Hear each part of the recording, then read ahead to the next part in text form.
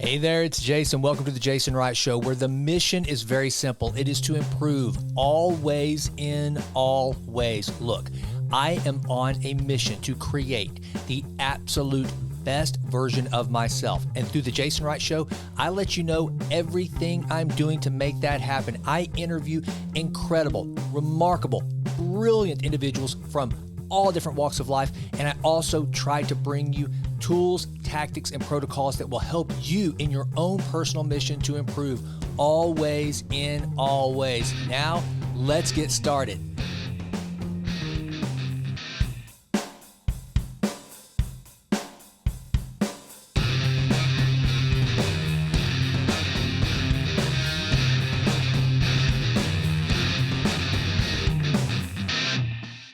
All right, Cody Webb, dude, welcome to the Jason Wright Show. Man, I am so excited to have you here. I'll tell you the genesis of this. I kind of mentioned it just a minute ago before I pushed record.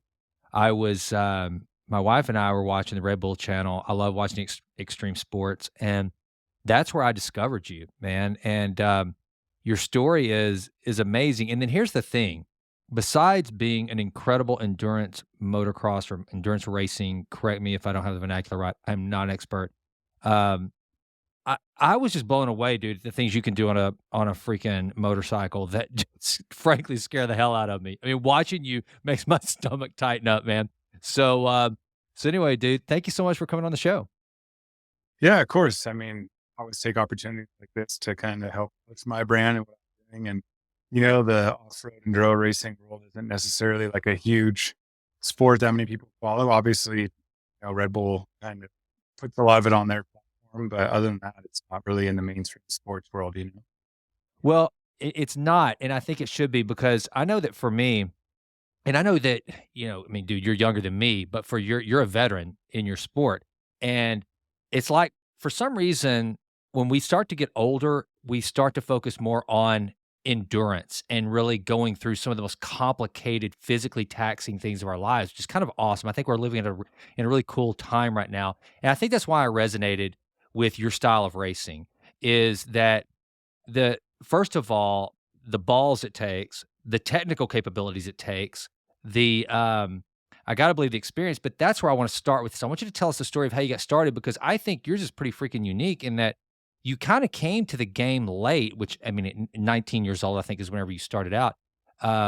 That's pretty late because most what I knew of motocross and all the other racers like you, I mean, most of these guys, they start when they're like, I mean, I see them around here. Because we got some really cool motocross uh, tracks around here, and these kids are like barely walking. It seems like, and they're getting on BMX bikes, and they go up and they just graduate to motocross and take it as far as their parents will let them. You came to the game late, but then hit at such a high level. Talk about how your story kind of got started and what brought you to where you are today, man. Yeah. So, I mean, I always grew up riding motorcycles from a young age because my dad rode. And I grew up riding trials bikes, which is even more uncommon than enduro sport racing. So the trials side, like very technical oriented. It's just a very strange sport, but it's incredible to get from riding trials. So I did that pretty much my whole life growing up, every weekend riding with my dad, and then started going and riding all these events. We rode nationals at 10 years old. And I went pro in trials when I was 15 years old, I think. So it was pretty cool to be, like just in high school, I already had like a small salary riding motorcycles. It wasn't much back at it, but it was cool to have that opportunity. So, I rode trials, and then the sport of enduro cross and enduro racing was really kind of coming on big. And guys I was beating in trials were doing really well in that world. So I was like, I can do this. So I bought my first full size dirt bike at 19 years old. 2 weeks later, my first race. And, ever since then, I've been kind of gradually climbing up the ladder, and I'm 35 now. So for a bit, but now at 19 years old, just doing it for fun. And, 25, 26 years old, something like that, I got signed on to the factory team and got a Red Bull deal. So I've been almost 10 years now with Red Bull, and it's been a wild experience, done more than I imagined at the start of my career. Things have definitely changed. My original goal is to be a world trials champion. And looking back at the thing, I probably off the trials bike sooner and got in the off-road world. But, now I've won 3 national enduro cross championships, so world super enduro chip and, been on the top a podium a few races and massive races. So I've been fortunate to travel the world, experience their cultures and do this for a living and not have too much come out of my pocket. So, one of the things that really struck me about the enduro racing is that what they call I guess, a circuit or track, whatever you guys, what is it? What's the actual term that you like when you go to? It's not a track, so what is it called? Yeah, everything's different. We just call it a race or, Okay. yeah, hard enduro race is primarily what I do in enduro cross. So, the enduro cross stuff's a track. They built like a crazy man-made off-road track and arena, and then the other stuff, it's pretty much just torture, but we call it a race. Well, that's the thing. I mean, they call it a there. It's literally, man. I'm looking at it, and I'm going to show a video in a minute for those who watch this on YouTube. It's not a it's like going straight up a freaking mountain a on a bike, and you're going over boulders, and that's what how do these, I guess, whoever the game makers are or the track makers are, how do they determine where you guys are gonna have to go? And do you know, are there like set one, this is something I don't know, like in Grand Prix, motocross, all this, I guess there's different tracks and that you kind of know, and so you can kind of master. These are like out in the wild, they're long, there's incredible inclines and declines, obstacles. Do you are they ever the same one over and over, or is there differences every time? We pretty much never have the same course, which I really enjoy about it. I kind of hate the monotony of doing the same thing over and over again. And with what we do, my sections that like they'll have every single year, like, for example, one of our big races called the Tennessee Knockout, they have the Kinder Rock Garden. It's just like this crazy little waterfall thing, and either we're going up it or every year. So there's stuff we can expect every year, but we just don't know if we're going up it or down it. And I kind of really enjoy the aspect of our racing. Like everything's all you never know what to expect. And we honestly are allowed one day a track walk. So we show up late and walk as much of this track as you can see. And obviously it's a lot of them are, like 12-mile loops or something like that. So you can't walk that on a day. So it's, huge grounds we're covering, and every race is different with it. I like that aspect. With motocross or supercross, it's the same format every time, weekend. And, I just got from South Africa, to race there. Amazing countryside, but getting there and getting home is horrendous because the flight is so long. But it was a rally style format. So you're just following a GPS route and doing about 90 miles a day of just walking paths. It's pretty wild. All right, so I want to get back to some of the actual racing aspect of it, but so on this show, man, I'm constantly talking about health, wellness, and that's so the motto of my show is to improve always and always, and that means every facet, spiritually, mentally, emotionally, physically, nutritionally. And so I gotta believe to do what you're doing, the level of concentration and the ability to find a flow state, which is like that was another thing that really drew me to what you were doing, is because I don't know about you, but I read every book that Stephen Kotler writes, and one of his books, I mean, you would be I guarantee if Stephen Kotler writes another book, kind of like he did with The Rise of Superman, you would be an incredible uh, subject matter for that book, because what he talks about is extreme athletes, of which I would absolutely put you in that category, that you guys have a way to fall into a flow state like no other and get there quicker because, again, when you're going up the side of a mountain trying to control a a motorcycle and essentially make it one with your body, you've got to have just total immersion and focus. So with that said, what are some of the things that you do to keep yourself physically, mentally, emotionally in a place where you can handle some of these extreme obstacles that you're constantly facing, Cody? Yeah, I mean, honestly, at the end of the day, you talk about this mental side of things, the physical side. When I get to the races, that's like the easy part now for me. I am a father of two, so at home everything's pretty crazy and wild, and they're young, right? So that's like the tricky time of keeping organized chaos in the house. So I joke now when I go to the races, it's like vacation for me, I can relax a little bit more, which most people would think that's a crazy statement because what we're doing on motorcycles is out of this world. But I think the biggest thing is being able to like regroup when things go bad. Like with the sport we're doing, you can never be perfect the whole time. You're going to get stuck. You're going to get hung up. So I think the biggest thing is having like that positive mindset where when things go bad, you have to take a step back and kind of regroup.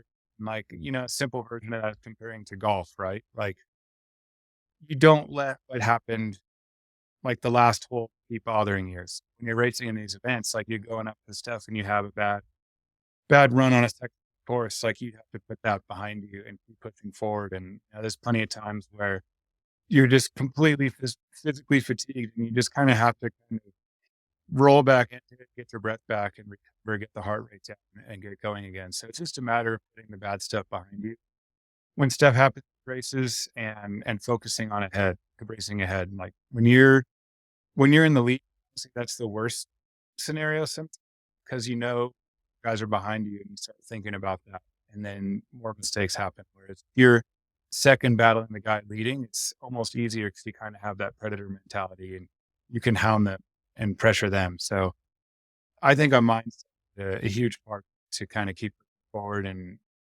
you know the best result possible. So, I mean, here's one of the things too, man, that watching you race, I don't get it. It's amazing. So you're coming up on like a huge boulder because, like you said, you don't know most of these runs. You're just going at it organically. You come up to this like huge boulder that literally, folks listening, I'm going to show a video here. You got to, and even if you don't watch this video and you get to listen to the podcast, go search some of the races that Cody has done. Go watch the Red Bull special on him, and you will be blown away. You come up to that freaking boulder, dude, or a cliff or whatever. How in the hell are you deciding that? I mean, it's like literally you're gonna go over it, around it, whatever, but you've got to decide in a split second, dude.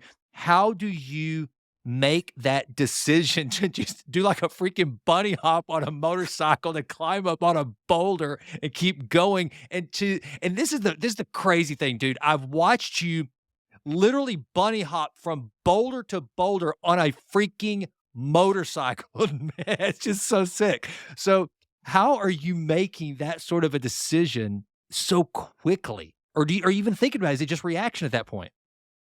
Yeah, I mean, I've definitely done it long enough now where it's reaction, but man, I'll tell you, it's so many years like, and I can look at something and I know if it's possible or not. That's basically what it's come down to. So that split second decision is just years of honing and refinement, knowing what's capable. And it's pretty rare where I'll look at something and I'm like, if it takes more than 5 tries, I'm just not going to do it because I just like, well, this isn't possible. So, but there's definitely stuff where it's kind of on the edge, and it's like you just keep doing it. It's never in a race, right? Just be a practicing scenario to push the limits of what's possible. But most of the time, I'll see something and I'm like, I'm even trying. It's just years of doing it, and now there's like I've kind of had my time where I was the absolute peak of the sport and the target was on my back. And now there's a couple a little bit younger guys doing some stuff, especially a European guy, and he's a freak right now. Really? We do track walk and I'll look at something, I'm like, "Oh, that's definitely possible," but, I'd have to be riding this track for, like, a full day, get comfortable, and the conditions would be right, and I would do it, and, like, this guy will just second lap, turn the corner, and just hit something absolutely ridiculous, and you're like, I mean, I could see how it's possible, but I would not do that second lap. So, the sport is evolving like crazy, and the younger generation is just it's no matter what sport you're doing is gonna keep elevating, so I'm still hanging in there, and I'm very respectful of finishes still, but sometimes I just shake my head at what these younger kids are doing. They haven't got hurt yet. Yeah, I guess. Yeah, they don't have that curse of knowledge chasing them whenever they're racing, and that's the thing too. That's really I don't know if it's weird because I'm surprised. I'm glad that the sport is growing because now that I know about it, I'm gonna I've started following it more again, and you're the reason why I started following it to begin with. That's why I reached out to you, wanted to have you on the show, and it's funny, Cody. A lot of the things that you guys do out there on during a race, it's so acrobatic. Like that's one of the things I kept thinking about. It's like you guys are doing things that in other sports, let's take skating or other extreme sports that people do that. That's literally kind of the entire thing is to pull off that maneuver, that trick, whatever. But you're doing it, it's part of the job. It's just part of getting through the run, and I think that's what just blew me away, and the closest thing that I am just I don't have the I don't know what it is. Like, when I go out on my mountain bike rides and I'm, like, on a relatively technical trail, which is not anywhere close to anything that you touch. Dude, I'm scared to go all out at all. I mean, like, literally, I keep my hands on the brake. It just freaks me out. And you're freaking just blazing, just tearing ass through a trail like there's like nothing, and it causes you to have to do things to continue the race that, again, that for a lot of different sports, that would be the highlight of the event is watching you pull off these tricks. For you guys, it's just part of it.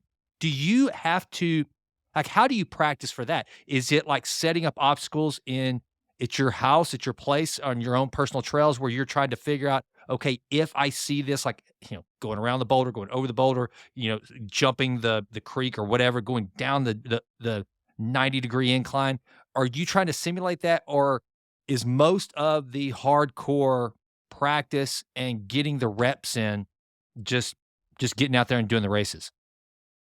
Yeah, it's you wanna try and replicate the best you can with practice with what you're doing in the races, right? So, like, a lot of our training loops is very similar to what we do in the racing, and it's just really a suffer fest, really, at the end of the day. So, basically set up 2 loops and kinda have a mix of everything, like scary downhills, boulders, riding through rocky creeks and over logs. You try and rep as you can, and honestly, it's just so many years of doing it and practicing, and the level of comfortability I have doesn't even compare to amateur. It's pretty funny for me to go and ride with my amateur buddies or, like a type rider. What you do in our sport, complained about arm pump. It's like your arms up and you can't hold on well what you want to do. And it's like I'll be just trail riding, cruising around on the trails with some buddies, and they're like shaking their arms out, can't hold on. And for me, this is just like, my heart rate's at not even 100 beats per minute, and they're sitting at 160. So it's just comes down to efficiency thing, and done it so much that it's second nature. So, but when you get in the races, like there's obviously stuff I do in practice that I'd say is way harder than the race, just because you can try and prepare yourself the best you can. And honestly, I think the funnest thing is like after we're doing a training loop or something like that, we'll just go and play ride and just that's when the fun begins because you just see what is actually capable. You're not trying to just hammer down and kill yourself. You're just playing on small, and that's where kind of like it compares to the skateboarder thing, just kind of doing a dumb trick on the same thing over and over again. We'll do the same thing. It's not realistic for a race, but I think it does definitely help in the long run and make your skills sharpened. So one of the things you mentioned there that is something that I did have a question about because, again, whenever I go on my mountain bike rides, the biggest problem I have is one, my right hand falls asleep a lot. My grip strength is tough, and so getting over. I mean, that's really your forearms and grip strength is like killer. And it's, again, I'm not having to try to maneuver a freaking motorcycle. So, and then also watching you, it seems like you have to have just impeccable core strength. So do you have a workout, and is there training that is specific physically to prepare you for the type of racing that you're doing? I mean, at the end of the day, riding is the best type of workout for, especially with the arm pump side of things. I mean, Mhm. your arm, like I feel like the more you ride with that, the better it is. But I do CrossFit just about every day of the week. And I never really did any sort of off training before. All my training was just like riding a road bike and doing heart rate stuff for a mountain bike, and because it was fun. But now I'm at my career with 2 kids where I got to work harder because I don't. No matter what, like age gets in there a little bit and hurts you. I'm starting to feel it now. I'm not even that old. I still feel it. So, but yeah, I've been really enjoying the challenge CrossFit, and I kind of like the aspect where it's me with a bunch of people and just pushing each other as hard as we can. It's that same fulfilling one through. But the good thing about CrossFit is really only like a 20-minute workout of destroying yourself. Whereas, when I was in South Africa, I was on the bike for 9.5 hours. So, God. it's a it's a brutal sport for sure. But I think I found pretty good success with CrossFit the last few months, and I enjoy it. So I think it's pretty good for me. That's insane, dude. 9.5 hours on a bike. So what are you doing to fuel And that was yourself? after 8.5 hours the day before that. Good lord. How are you fueling for that? Or do you have food on board with you? Or you how do you fuel for that? Yeah, so that race did not end super well for me, but it was way too long. They made it longer than they should have, and it was 6 hours to the furthest point, so we had to cut remote gas stops, and they're pretty far out there, and it's hard to get to for the team I was riding for when I was there, so I didn't have any water till the 6-hour point besides a 3-liter pack on the back, so I ran out maybe 3.5 hours in or something like that and had to ride way too long without water. So then we get to the service point, and that's where, we'll do a tire swap and it's kind of, dropping in the F1 and NASCAR and get new tires and kind of get you out. It's basically you need to take some sort of a mandatory break, shove a bunch of food in your mouth, sugar, and refill your pack, and off you go again. Man, and that's the coolest. That's why I'm just so just intrigued by what you do. I love geeking out on just what the human body and mind can endure. And and again, with what you're doing, it you get to see in real time pushing another human pushing themselves to limits that most normal people would say is impossible. Yeah, it's Yeah, just like it was pretty wild. After we finished the race, the guy that won the overall both days, he finished 4th on the next day, and he really was hitting the wall to the finish, and we ended up having to be at the finish. And I've never seen someone in IB got sick and threw up from the IV. Like, people, like, eat food and throw up after a race because their body's not ready for it, but, like, he literally got sick from the IV. He was able to push himself to that point, which is pretty scary. all right, so I tell you what, Cody. So here's one of the things: if you're not doing this now, and Red Bull probably has you hooked up with something like this, if you're going to be putting your body through that sort of thing, so you need to be talking to my buddy Dr. Gus Vickery. He's an integrated health specialist, and we do an episode every Friday called Authentic Health Friday that I air. I just aired one today on stem cells with him, and he works with a lot of professional athletes, and I've got this deal I'm doing. So I'm 48, you're 35, so I told you I'm way older than you. And so we're going to be working on this deal next year where he's going to try to keep me under 50 biologically for as long as possible. Kind of like, I don't know if you know who Brian Johnson is, the blueprint guy. It's kind of like the poor man's version of the blueprint. Like Brian Johnson's like spending millions of dollars to basically slow and hopefully reverse as much of aging as possible, which is really cool. It's awesome watching what he's doing. But I want to try, and Gus and we want to try to create something that average everyday A budget people. protocol. Exactly, a budget protocol that, like, every human can, like, if you just get, the protocol set up where your body's functioning correctly, nutritionally, you detoxify and all that stuff. And with what you're doing, man, you're putting your body under such stress. I would love to, and maybe that's what we need to do. Hey, get you to come on, and me, you, and Gus just kind of riff on, let him like ask you about some of the things you're doing and understand. And I know he'd He's love gonna be to. wondering how I'm still here doing all this I stuff. know. I mean, it is absolute insanity. And I got to ask you, so you've got two kiddos. How old are they? One will be 4 in a little over a month and almost 8 months old. Oh, wow. Okay. So boy, girl, both. What do you got? Older one's a boy, and the 8-month-old's a girl, almost 8 months. Okay. So that the I boy, got the best of both worlds. absolutely. And what's the boy's name? Theodore. Is Theodore wanting to race already? I mean, at 4 years old, he's got to be geeking out on what dad's Yeah, doing. he really wants a set of gear for Christmas. Santa's hooking him up with some riding gear, and he's really adamant that he needed gloves. He's got, he'll be fully kitted out. I hope he should be. Yes. But Yes. he has like those little Strider bikes you can push around, and then I got Yeah. him a Stasic, which is like an electric mini kid bike, which is pretty cool because there was nothing available like that when I was that age. So it's scary what the next generation of these young rippers will be like. Okay, so it's funny you said it. So my wife and I, we own a children's. We own it, but she's the one who's built it, runs it. It's her baby, and it's kind of like a landmark in where we live. And so I guess it was about 3 years ago we started carrying some of that stuff. like the bikes that you mentioned are so cool. They don't it basically avoids training wheels. I mean, you go and you kind of use Yeah. your legs, and it's a really great way. So parents out there, the Strider bike is really, really killer. And then, yeah, some of the stuff that Razor's coming out with, like we've got these little dirt bikes that, man, I mean, for 4-year-olds and stuff, I'm like, we tell all the parents, say, hey, look, I can ride one. These things can carry me, some of them. They're pretty slick. And yeah, we had nothing like that whenever I was a kid. So it's pretty impressive. Now, are you at all nervous about him riding, knowing what you've been through? Or are you just like, "No, I'm not gonna stop him. I'm gonna be his mentor." No, yeah, I definitely wanna be his mentor, but I also want him to partake in, other team sports. I feel like that creates, like, a really good base platform for later in life. It Amen. teaches you a lot of skills. So 'cause I played basketball most of my whole life, all through high school.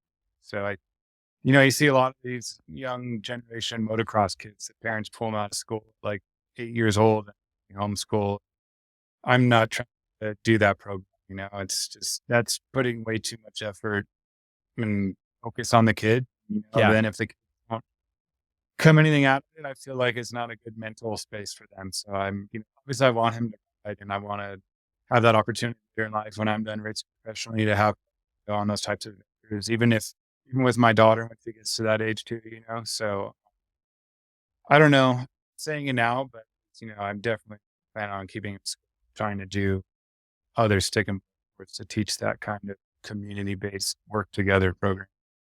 That's really cool. And I tell you what, man, something I learned about must be something with all of you guys that are just into motorsports, or that world. Like I was in Italy this past summer, and I ran into it was a guy that was a former F1 racer and or driver, and they were there with his kid. That man was probably I wanna say, like, 7 or 8 and was a kart racer, which I didn't even know was a thing until I had to Yeah, tell this that's how guy. they all F1, it's pretty crazy. It's insane, dude, these little bitty I had no idea. So, yeah, I mean, it's a real thing, these kids starting so early. It's a little bit insane. I can't imagine that that's I mean, you know, I personally, like, we kinda pulled back the reins whenever my oldest daughter she was a big time, soccer player, she was really good, and she coulda played, but we would only travel so far on club, but, man, some of these parents, they're like, they push their chips all in, and, so I think Yeah. that's really cool that Theodore, will have that kinda more well-rounded, and if he decides now, will he or I guess you'll let him decide, but I guess the cool thing too is you'll be able to train him should he decide to follow that path for motocross, and then is there like a kind of a circuit that he will follow until he ends up into the endurance side of it, or if he should to choose to do that since that's what you do, or how does that kind of work? What's the path? Yeah, I don't know, I think I'll probably keep him out of, like, the motocross world. I mean, it's where more money is, but, I don't know, it's not where my heart is. So, I Hmm. mean, I guess if he wants to do it, maybe we'll end up there, but he's not a super aggressive, super wild kid. I don't know if he'll end up there.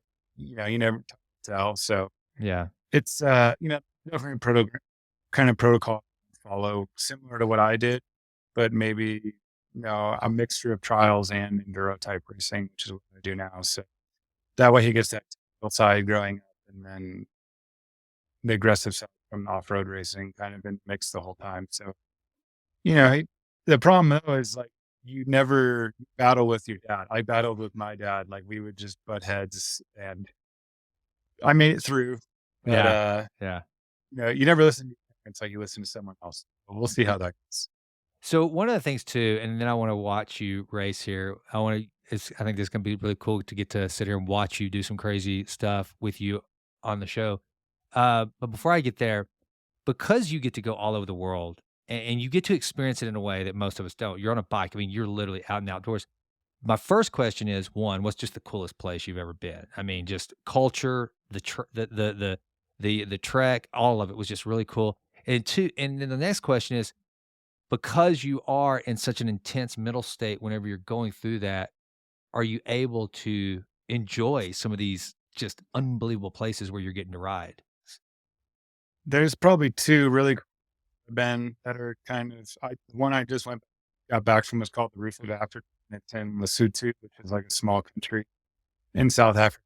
And I've always wanted to do it. So I finally went this year, and it was incredible.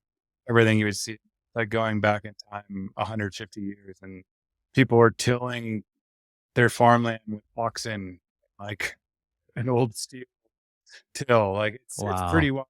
You're out there, and you can't imagine where you see these people on these mountains. Like you come up on this crest, and there's people, like a family standing there watching you waving. I'm like, how did you get here? Where did you come from? That's so cool. That was a really cool experience. I was happy I finally got to do that race. It destroyed me physically, but uh, it's just long days on the bike. You said I was just riding around. I would like remind myself to go and just look around when I had little time, like moments to kind of, not have to have that full mental focus and just take it all in. Cause, who knows if I'll be back to have that opportunity again. But it was incredible side, and the people there were so, they live off as nothing, like, nearly live off the land. So that was cool. And then I did a race in Brazil, flew into Belo Horizonte, and I think the area is called like Minas Gerais thing, but it was another rally style format. So I feel like the longer days on the bike cover more ground and see more things. And the amount of terrain I covered in one day at that race was just like and nothing I've seen anywhere else. And then you're just riding around and wild horses running around in front of you. And it was kind of a similar vibe to what the Africa race was, but just more jungly, and it was wild. You wouldn't see it like you were by yourself and wouldn't see anyone in Brazil for like an hour at a time. Whereas in Africa, I just kept seeing people everywhere randomly on the mountain. I was like, how did you get here? That's so crazy. That's now, does your family get to go with you whenever you go to these places sometimes? It just depends. It's expensive, and a Yeah. lot of amount of stuff you have to bring with a kid is next level. So Yeah. normally when they go to a race, it'll just be like the Enduro Cross series, which is like kind of the indoor, easier to manage Yeah. thing. And then, maybe my parents or my wife's parents will come and help hang out with the kids. So it's tough though when these long races out nowhere, and we're normally in small towns, and there's not a lot. So the enduro cross is better for bringing the family too. I see, that's the thing that I thought was so cool about your sport is that, like, whenever I've gone on mission trips and hiked into, like, the foothills of the Himalayas where you're just out in some remote areas where there are no airplanes flying over, there's nothing, and you're hiking goat trails. I mean, it's not like in the Rockies where you're hiking marked trails, there's a ridge, it's just like you've got your GPS and your waypoints, and you're trying to figure out from point A to point B, and being that remote and just cut off from everything, there's something just yeah, there's something so therapeutic about that that that's one of the things I envy most about what you're doing is you're getting out there on the bike. And I doubt you're probably kind of by yourself quite a bit, right? You're not in a pack necessarily because you guys are riding so far. I mean, so it's got to be just this. And I know that I don't know if you're like me, man, but I'm kind of weird. I love solitude. I love just kind of being away from people and everything. So that's got to be an amazing experience just in and of itself. Yeah, I mean, I said earlier that it's basically a vacation when I go to these races, and That's nuts. it's vacation from like the normal daily hustle bustle of life. Like this morning before we found this podcast, I'm gonna set stuff up for next year and like give away stuff with sponsors for other things to promote this and emails, and that's that's how it comes with what we do. But like that's not why we do it, but Yeah. it's a new age world where this is what everyone wants out of us. And, we want to keep our job, and riding and going to these amazing places on the motorcycle is really why we do it. But, when I go to this, it gives me an opportunity to like do what I love and really kind of dive fully into it versus having to, you know, home and doing emails and setting this up. And I, I got my engineering degree, and I already did all my computer type stuff in school. I don't want to do it anymore. But see, that's So I'm what milking that the writing thing as long as I can.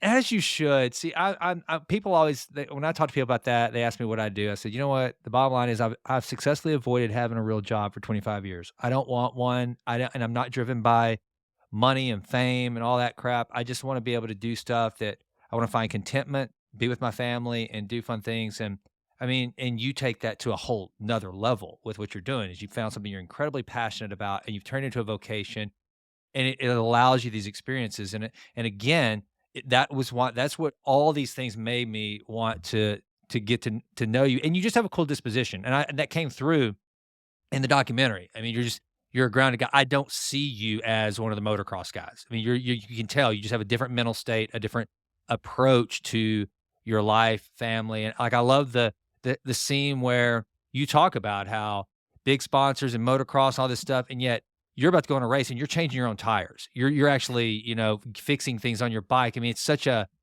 I don't know, man, just a very organic way of living, but yet you've still found a way to make that work to fund your lifestyle, and I don't know, I admire you for that, brother, for sticking to your guns, and I have 2 daughters. Mine are 22 and 23 though, and they're out there in the working world now. They just graduated from college, and I tried to tell them, like, don't ever sell yourself short and by selling out and just doing what you think you have to do, don't be afraid of the red pill, It's like, don't let the matrix suck you in, and it most certainly will. And that's one of the cool things, dude. I think you're kind of like that really cool version of somebody who's you've broken out of the matrix, and, I don't know. I commend you, man. Well done. Yeah. Well, now I've been working, it's been my work in progress. My wife's been with me for years to do it, but to do like an online type training program on the off road, there's nothing available for like that. Like with motocross, there's plenty, and they're all a little bit different. You have people spending a bunch of money, X Pro giving you a weekly protocol of, what motos to do, what to do at the gym, what kind of heart rate stuff to do. Whereas like I come from the technical off-road style of racing, so Mhm. I've been compiling some stuff Yeah, yeah. and putting it all together. And it's like, here's all the information. It's basically like, digital book. Like, Yep. here's your digital book of everything I've done, everything I can do with. And like, I really want this to be beneficial to people because I want something out of it. And like, I'm someone who like never pay for something like that. So I'm really trying to make the effort to make it worthwhile for everyone else. So it's been a fun new challenge, and it's kind of fun flying to a race. I'm sitting on my laptop trying to write content for it and breaking stuff down. And I'm like thinking in my head how I do this. Cause when I do it on the bike, it just happens. You know what I mean? Yeah, yeah. So that's kind of been my next adventure. Like obviously I'm still racing and trying to do that, but you can see I'm trying to avoid the real life thing as well still now by putting this platform out, and like, I'm doing once a month with everybody who's on it, and kind of I just really want to keep that engagement and keep my name out there because this is fun. I enjoy it. As you should, as you should. All right, well, let's see here. I've got one of your videos pull up here I wanna watch with you. Yeah, the outhouse scene was the last Yeah. to this. I mean, look at this, dude. Look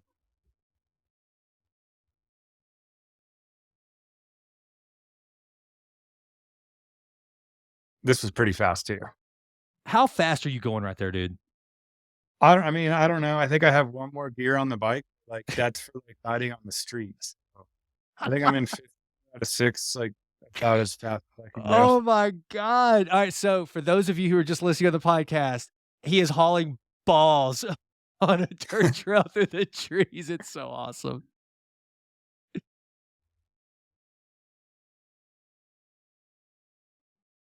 This was a big move for a while. Everyone's stoked on that one. Dude, you're doing you're doing freaking parkour on a motorcycle. It's freaking stupid, man. You like hop, you jump a boulder, and your back tire bounces off a freaking tree. Like, what I the was I was hell? trying to mix in like the realistic stuff that normal people can think about, right? Because what I do in my races isn't like this video. This was for like X Games. Yeah. So I'm like mixing like the skateboarding BMX world in my Oh, dirt bike. Kind of the goal, but like all natural was the goal of this. It's like nothing man made. well, you nailed it, brother.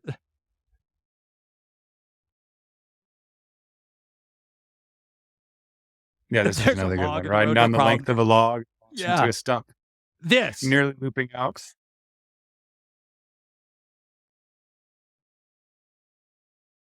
This one took a lot of takes. I already know what this is. This one I tree bonk off a tree, and this one I I think I did it on the first try, and then literally we did it for, like, probably the next 30 minutes, and I couldn't tell me how many times I fell. So I Oh, finally dude, that is sick. Oh, I mean, okay, yeah, that freaking shouldn't be possible. freaking love it. And, So like, you for the people who aren't aware, like, the bike probably weighs 230 pounds, like, without fuel in it. So, dude, you it's know, so it's again, I gotta describe this as best I can to the listener. He comes up to a freaking tree. I mean, literally, the bike is completely vertical with the tree, comes back to the ground, and never. I don't know that you ever put your feet down. It's like you're no, that down. was the goal. I had to make it look good, so I couldn't put my feet down. But this Gosh, did not happen on the I think I did it on the first attempt and then never again. Like, I literally did it so many more times till we got it. But, yeah, it's basically a tree bonk where you just come out, slam into the tree vertically, and rebound off with the suspension and try and land without falling, and there's some good crashes for sure that they got left in that, edits of us trying to figure it out. dude, Yeah. that that I mean, and look right there, dude. Okay, so oh, what a perfect place. So you just come to a freaking cliff of nothing, a side of a big Pretty hill or good cliff. sized slab, a big rock Yeah, slab. all it is a rock slab, and like right here where I've stopped it, you're in a wheelie on the. There's no turning back at that point. I mean, you go off, you're falling on rock, you're breaking your back. I mean, that's insanity, dude. That's so freaking cool. And like right now, are you even able to think, or you're just in forward motion right here? I'm probably thinking I was trying to hop on the rear tire to make it look extra spectacular. Because normally I wouldn't do it this cool, but it's for video. So it's like the skateboarding thing. You're just Dude, you're I can insane. ride up that all day, but now I gotta make it look good. So I Dude, gotta you're try and okay, the normal humans try to survive, and you're going for style points. yeah, Unreal. going for style points. Unfreaking real.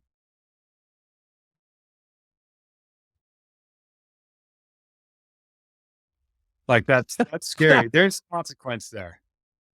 that is like a huge gap of rocks. You go in there, dude, you're in trouble. So this we chose this area because we've actually ridden there quite a bit going up. It connected to a buddy's house he had that he sold. So I was like, I got plenty of stuff I know in the past, and I know there's plenty of obstacles out there. And that scene where I jumped that gap, Brendan and I did that, I think in 2000, like forever ago. We did downhill, like we jumped down it. So it's like, oh, that's easy. And then we shot, like, oh, it's just a cool thing. I was like, I got to do it. And I looked at it and I was like, you know what? We should, could be a lot more. Oh But like my you watch the video, and to me, it doesn't. Like, I do the stuff all the time, so it doesn't seem as gnarly as it really is. dude, no, it's gnarly. Yeah, you've been doing it a long time. As just the mere mortal that I am, I'm watching this, and it's making my butt pucker up. I mean, that's just freaking nuts. Oh, this one was really that one Huh? took a lot. Yeah, well, That look, one, you're going up, you're like going up rock moguls, essentially. yeah, it's like Frogger on a motorcycle Yeah, going uphill, no less. Insanity. And then you just and the fly off sunset into the shot. sunset. Oh, dude, that is so badass on so many freaking levels, man. Well done.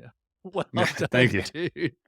So, I gotta ask you because I mean, watching that, it looks like there's a lot of opportunity for injury. So, and I think you may have. Am I wrong that you cataloged kind of like some of your injuries on that documentary? Am I just making that up? Or talking of I something? had just, I think I had broke my wrist at the Something. end of it. Yeah, the last day we filmed for that video, I broke my wrist, so was that. The video was it was on the video too. You saw me got crushed, and Yeah, I think there was another team. They had some footage of me in the operating room, so we had some good storyline. dude. Yeah. I've had a So injuries. yeah, so that one, you're going up a rock, you literally you go on your back and the bike falls on top of you. I mean, it looked pretty sick. So what are It wasn't good. yeah, so what are like give me what are some of the injuries you sustained through the years? Um, First big one I had was a broken foot in 2013. I was kind of probably would have won the championship that year because I was really out of the championship by the end of the year. So I missed a race and still almost got it. So broke my foot. And then 2018, I broke the bone next to that other one I broke before and tore the MCL in my knee. And then 2018 was maybe the worst. I tore my ACL and PCL and meniscus, and I did Oh, everything but the LCL. And oh, then the recovery from that, it was terrible. It was bad. yeah. Um, my knee still doesn't look the same. It'll never be the same. Ah, And dude. then when we were filming for that tactician video we're talking about on Rebel in 2021, yeah, I fell backwards on the video on the event.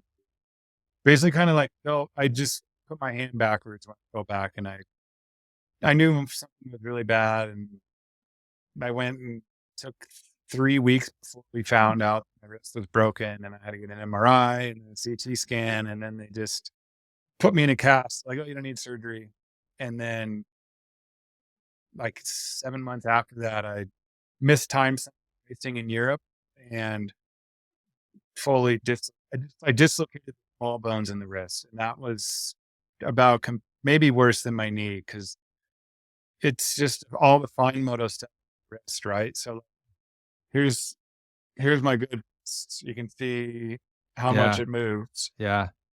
Oh, yeah, I yeah. can't get it on the screen here. I'm confused, Yeah, but I can see it does it. bend. Yeah, I see it, dude. And then it goes pretty this way. So that's all that matters because when you gas, you just You can still but accelerate. I had to drive back, like, to the hospital that night. I was like, hopefully it's sprained. But then I didn't sleep at all. And then after the race, ice pack off, and there was just a huge knot right by my radius. So I'm like, yep, that's fine. And so I go to a hospital in the middle of nowhere, Germany. They don't speak English. I'm here for like 5 hours. And then the x-ray showed the broken radius. I was like, okay, easy fix. We'll get like a screw and back in that time. Oh, And then I'm flying home the next day. I had to drive 2 hours back to Berlin with a stick shift with a broken wrist. So I'm reaching across, shifting with my left hand by myself. uh, And then I have my bag in my bags, get into the airport, and wow. I'm on the plane. I get a call from a German number. I was like, I should probably answer this. And it was the hospital calling me, and they're like, "We're very sorry. We found more fractures in your wrist. When you get home, you must make operation, You must like make straight to operation. hospital, make operation." And I'm like, "Oh, okay." Um, so what happening was this tiny bone called the lunate wrist, and it popped out was against my carpal tunnel. So I could have had permanent nerve damage. It Dude. did the wrong thing. So I had that fixed literally 2 days after I went home at the Stead Clinic in Vail. So I got a really good spot because I'm here in Colorado and I knew Yeah. the people. Literally, I spent weeks fully fused wrist with pins, interior pins. It wouldn't move. So Uh, that's been that's probably the worst one I've had to deal with. I hated it. dude, well, I knew you had to have had some da and where in Colorado are you? I live in the foothills west of Denver, so I'm at 7,300 feet, kind of little tiny up there. Dude, that sucks. So, if I wish I would've met you sooner. My daughter just graduated from CU, Oh yeah, and my yeah, wife so went there. well, and so we were in and out of Boulder all the time. I would have loved to have done this in person. I mean, maybe that'll give me an excuse. We'll do a part 2. I'm Yeah, always part looking for an two. excuse to get to There's Colorado. good mountains out here too. So, Dude, I'd be scared to death to get on any mountain metro with you. You'd be like, "God, is this dude ever gonna catch up?" Oh, I'd be so freaking scared. But, alright, goals. That'll be a goal, but, yeah, I miss going out there. She just graduated last May, and so, yeah, that's God's country out there, brother. Well, I knew you had to have sustained some injuries, if not and that one that I watched where the bike came down on you, I was like, "Yeah, surely that did some kinda damage." yeah, that broke my helmet too. Bike landed right on the tin bar, like the mount Gee. protector. Uh, Broke the helmet. It was just like it was so bad. It was the smallest thing. My foot and I just fell backwards. Like, and then it's the snowball. You have other crap where you just tumble beyond belief and nothing happens, and that was everything just added up and it hurt. It wasn't good. Well, Cody, this has been a blast, man, getting to know you better and getting to have some like play by play of what goes on in this incredible sport. But before I let you go, tell this audience how they can find you, follow you, support you. Where's the best way to follow your journey, man? I guess the best thing is Instagram. I'm just Cody Webb too. That's kind of what I'm most active on because I'm at that age range where, we're good on Instagram. I have a TikTok. I think I don't do too much on there. I'm not a big TikTok guy. And then YouTube is just Cody Webb. Just type in Cody Webb dirt bikes. I'll show up on Got YouTube it. and you can watch plenty of videos with that. And then obviously you got Red Bull TV, which you should because it's free and it's a great app and it's just a tax write off for Red Bull to spend money on cool stuff. It's called The Tax Version on Red Bull Yeah. TV. That's the movie that he's talking about. And it's kind of a cool look into the behind the scenes life and also obviously some really cool riding as well. Yeah, and on the website show notes, I'll definitely link to the promo for that, the trailer for that, as well as the video that we just watched right there. And Cody, this has been a blast, brother. I hope it's not the last time we talk, man. I want to stay in touch. I want to support you any way I can, and if there's any way that me and this audience can do that, brother, I appreciate it because if there's anybody that exhibits the improve always and always lifestyle that I try to promote on this show, brother, it's you, man. So I'm really grateful. Yeah, no, I appreciate hearing that because I'm just at the end of the day, I'm just a guy who's trying to do it and make it happen, and we're still here, so I must be doing something right. Absolutely, brother. All right, man. I appreciate you coming on. Sit tight, and I'll say goodbye after we stop recording. Cheers, appreciate it.